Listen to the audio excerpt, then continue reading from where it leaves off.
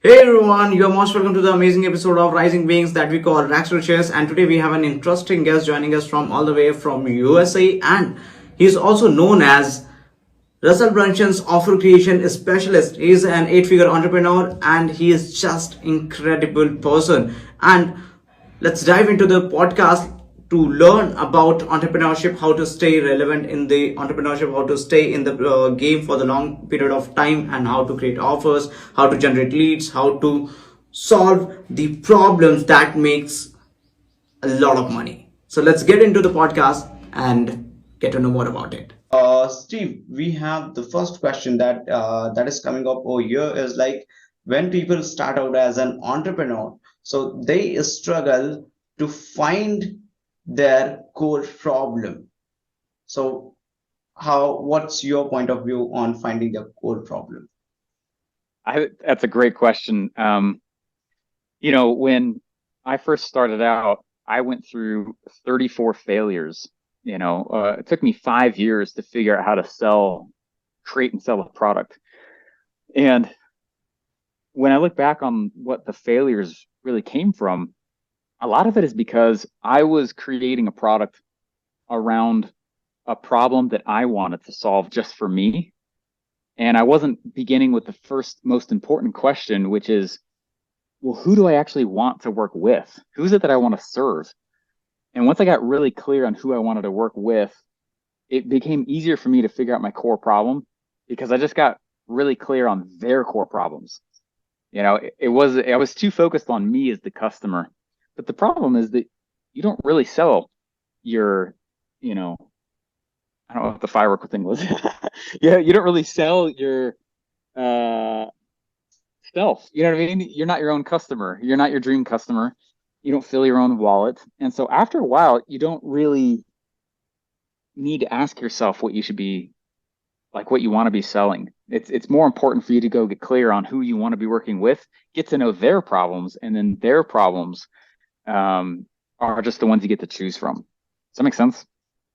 Right. That's something interesting, right? Yeah. So over here, can we say like an entrepreneur needs to think a little different?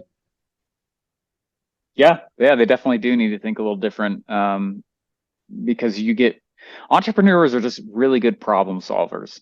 I define an entrepreneur as being somebody who is um, they're the person who finds and solves a valuable problem. Mm-hmm. And the problem, the problem isn't theirs to solve in the first place. They just kind of Mm-hmm. volunteer to take on that problem. And once they volunteer to take it on, the only way you'll solve it in a unique way is by thinking differently.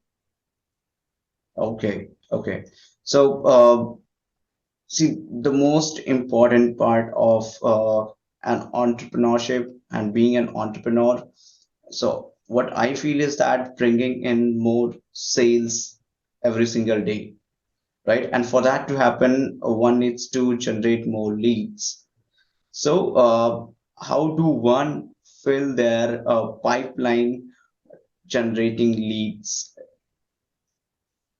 It's a great question. Um, and this is where I think there's a big difference between an entrepreneur and a marketer. The entrepreneur finds and solves a valuable problem, but the marketer is the person who they're masters at getting attention, but they only measure that attention in lead gen. That's it. Okay. You don't measure your attention in likes or subscribes. That's not marketing. They're neat metrics, but you don't measure marketing in comments, in channel size. The only thing that you fill the pipeline with is leads, and therefore it's the only thing you measure marketing with. All right. So, entrepreneurship is something different. Like you can have a lot of products, but for that to happen, you need to market it. That's how you would reach out to your prospects. Right. Yeah, Perfect. yeah.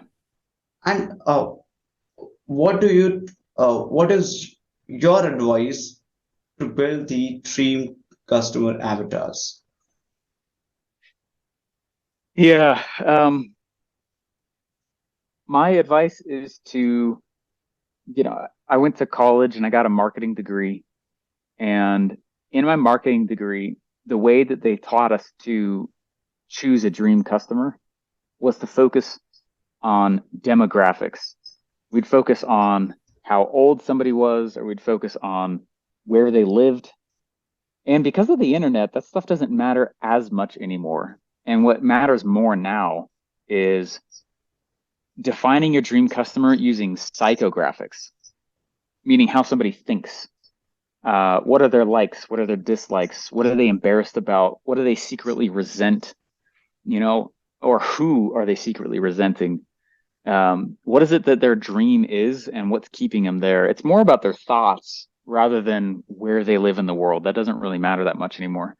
Not as much. It's really with the psychographic pieces.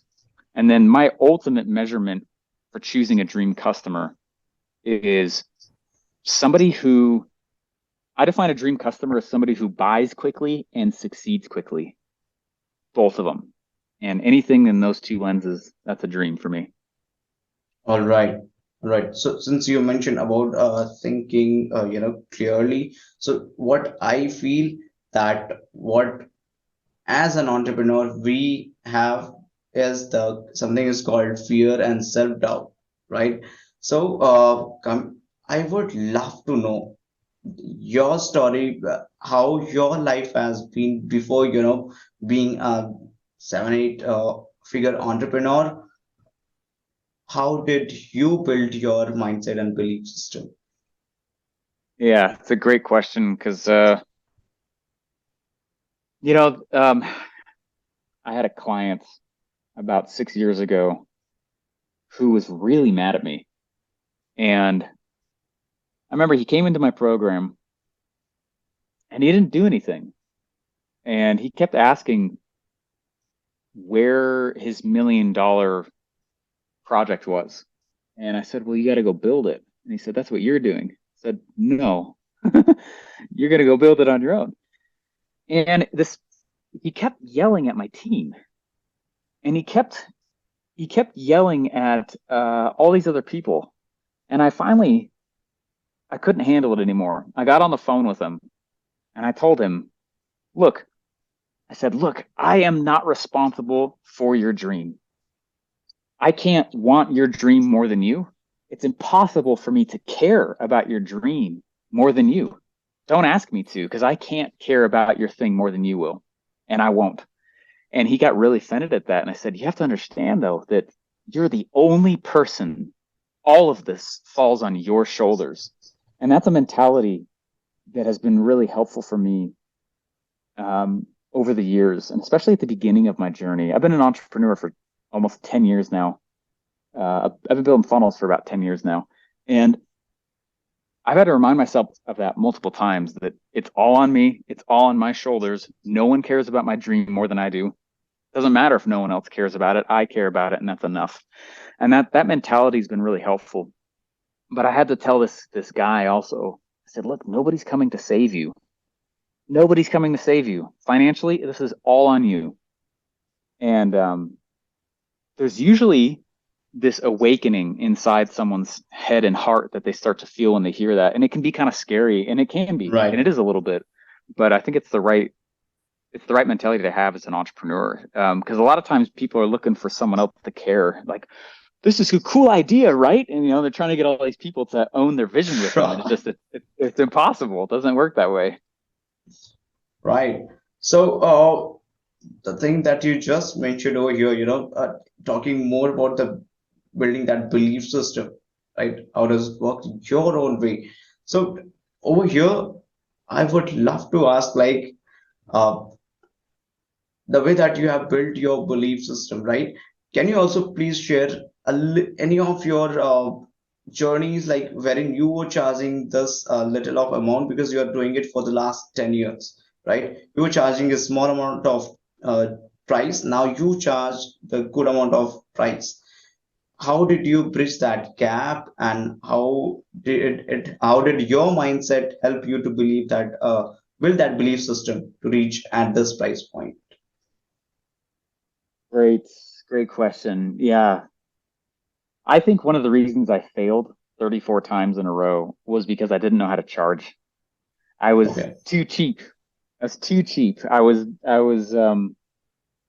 I had all these money false beliefs, and I needed to get past that. It took me a long time actually to get past that because I did think that money was evil for a little while, and so it took me a long time to finally realize that wow, money is not evil. There's nothing wrong with charging good prices, and you just get a better customer when you charge more. Much better customer. Customers are not created equal, and price is one of the greatest ways to get a higher quality customer or Mm. client. It's kind of like if you're going to go buy a really nice car, and the person's like, "Hey, this is an incredible car," and you're driving the car, and people are saying, "Oh, what an amazing car," and you're with the salesperson. The salesperson comes up to you and says, "For you, amazing price, $100." You know, Right. you'd be like, you wouldn't think that it's awesome. You'd ask, "What's wrong with it?" Like, Right. what's wrong with the car? At some point, a cheap price means that you have a cheap product. And so it actually is a disservice to what you've created if you really made something amazing. All right. So that's something incredible. I would not like to say something, but it's just blew the mind away, right? So there's one more thing I would add into it, like asking the question. It's like it's really challenging the thing that you are doing for the last 10 years consistently, and you find there is a growth in your work when you put in the work, right? But when an entrepreneur starting out, let's say he is consistent for the last 2 3 years, they struggle to find that growth in their business, and they're trying really hard, putting a lot of efforts to stay relevant, stay consistent. How do they maintain that consistency and find that growth in their business? Yeah. For the first 3 or 4 years, I was very consistent on my publishing. I was very consistent on different content. And then honestly, just life happened. And I think that that's okay. And I think that it's important to be consistent.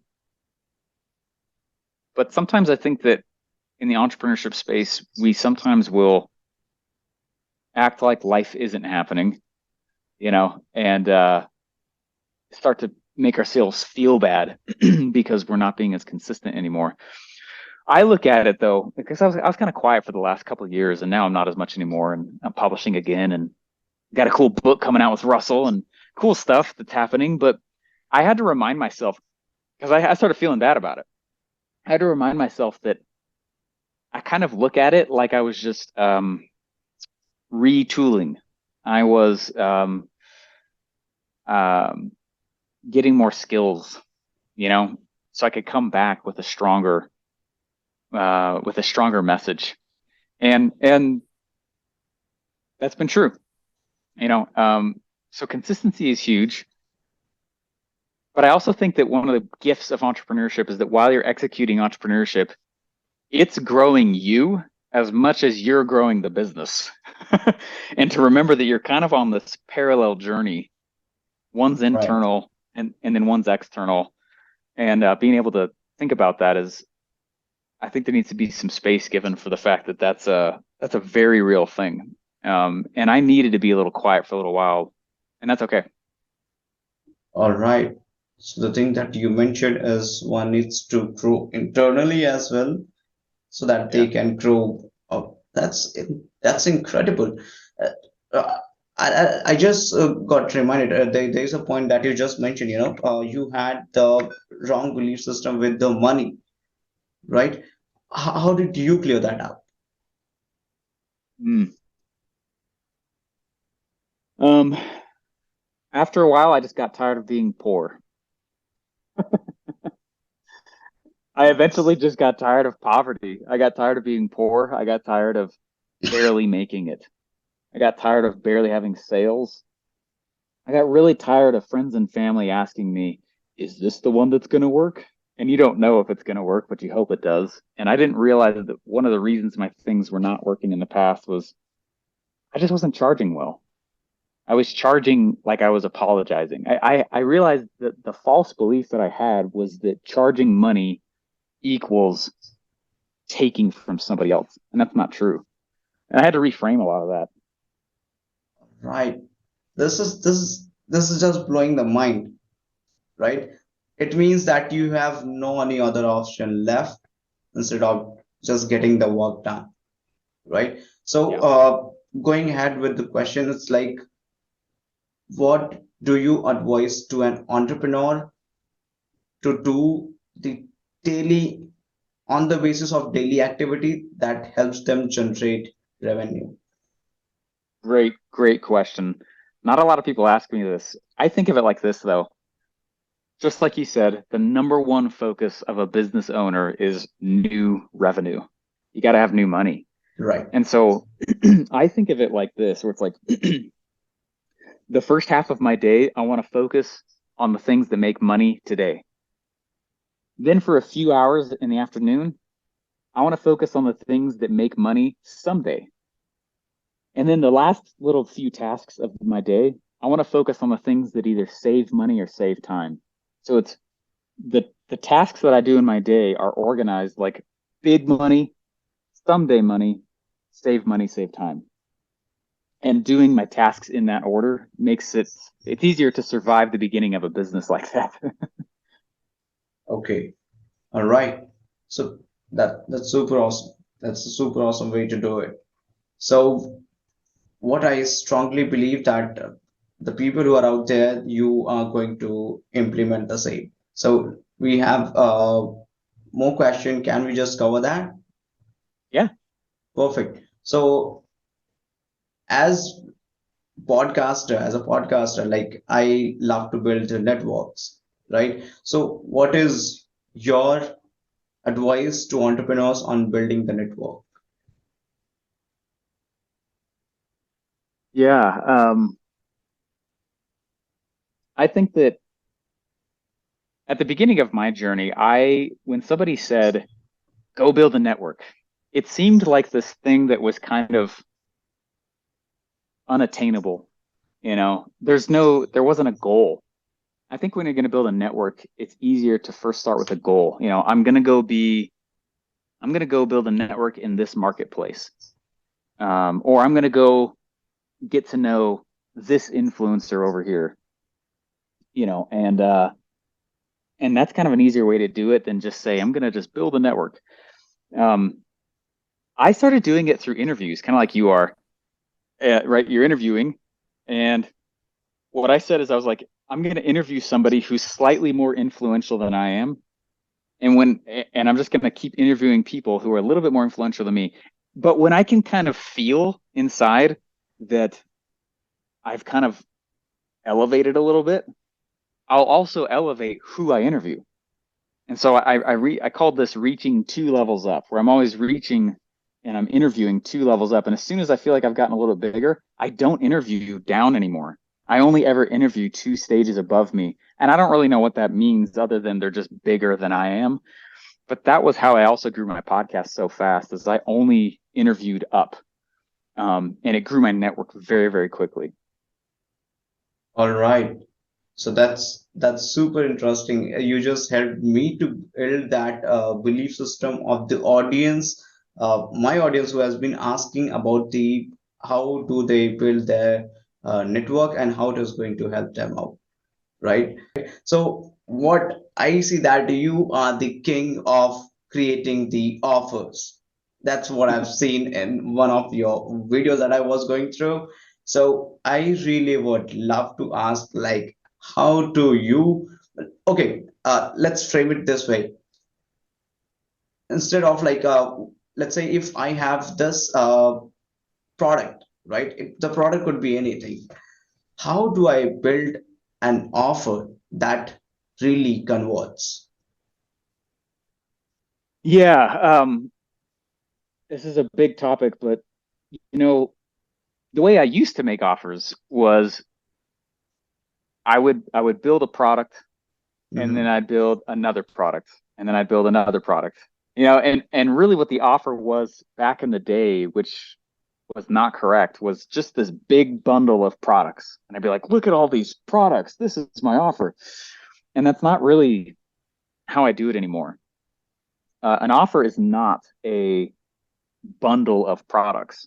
An offer is one product with multiple ways it's useful. That's the actual definition of offer. It's core product plus value add. And so it's one thing. So you held up your phone. So thinking about like the iPhone, like when Steve Jobs came out with the iPhone, this is the product. But when he gave us the iPhone, he gave us a solution, but he also gave us a bunch of problems. Like all these problems started popping out. Like the first time I ever saw an iPhone, I was like, well, there's no buttons. How do you text? You know? Or do I need to buy new headphones now? Like, or how do I charge it? Or how do I make a phone call? There's no buttons, right? And so there's all this. While he gave us a cool solution, he also gave us problems. And that's true for all of product creation. Whenever you hand somebody a product, you also hand them problems. You give them a solution, but I call these follow-up problems. These are problems that happen after they get the solution. And so what I do when I'm building an offer is I try to think ahead of what all the problems are that I'm giving my customer when they buy from me. And then I just try to choose the biggest ones and ask, can I also solve those and add them back into the box? Kind of like Steve Jobs. Thanks, Steve Jobs, for this iPhone, but you you gave us this iPhone, but do I need headphones? And he's like, don't worry about it. I thought about it already. I put headphones in the box for free. Oh, okay, thanks. But wait, Steve Jobs, how do I charge it? He's like, don't worry about it. I put a charger in the box. And he's solving these follow-up problems that come with the solution. Kind of like with ClickFunnels, when I used to work there, I didn't know what a headline even was until I got my first ClickFunnels account. So Russell gave me ClickFunnels, but he also gave me the problem of how do I write a sales letter? How do I figure out what emails are? Like I didn't done any of that stuff before I bought ClickFunnels. All of our products do that. And if there's a way for us to think ahead of what those problems are and guess what they are and build extra solutions around those and then bundle those extra value pieces with the core product, to me, that's what makes a strong offer. Otherwise, it's easy to just kind of come up with this big bucket of stuff. Right. I just love the idea that you just shared, that do solve a following problem that you are giving the solution of. Yeah. This is so crazy. This is so crazy. Love it. So let me just ask this question over here, since I'm asking about the offers, right? So nowadays it is really popular to do that challenge for 5-day challenges and virtual events, right? So how long this is going to help people? How long, like people now also trying to build their big community, and there are people who are also saying that you need only a few people to convert them into uh, your sale, from leads to sale. So how it is true that how do you need a big following to convert your leads into your sale, or you need very few people to convert leads into sale? Actually, I have another call in about a minute here, so I'll be really fast. But you know, you really don't need a huge following anymore. It helps, of course, it helps, but everyone starts with no following, everybody. And so that kind of means that it's easier to solve that problem than people think. I know at the beginning, and for me, I was the same, that it felt like I don't have an audience, I don't have a big list yet, therefore I can't go do big things. And that's not true at all. Value does not equal money. Value equals usefulness. And so can I be useful when I don't have money? Absolutely. And that's one of the ways that you can go grow a big following, but it's also why you don't need one when you're starting out. You can be useful to small audiences, and sometimes it's easier because you get to practice. You may not be very good yet, and so luckily you're learning how to be good in front of a small audience before you get to the big ones. So it's actually the better way to go. All right, all right. So I really would like to say thank you over here. The question that I've been asking over here, trust me, that helps us like even the audience out there who is just starting out, to build the unwavering belief, to believe that if an authorized person who has made it and is being consistent for the last 10 years and sharing something that really makes a lot of sense, and like it could be like the question that might sound like, okay, these are the questions that are normal, but trust me, that helps to build a strong unwavering belief system, right? So That's great. thank you so much for being an incredible entrepreneur and inspiring us every single day. Trust me, we when we come to learn from you on your YouTube channel as well, we really learn a lot, and we look Thank forward you. to meeting you someday so that you give us more energy to do more great things as a human being. Thank you so much, Abhinandan, and thanks for having me on here. I appreciate it. Perfect, perfect. Thank you so much.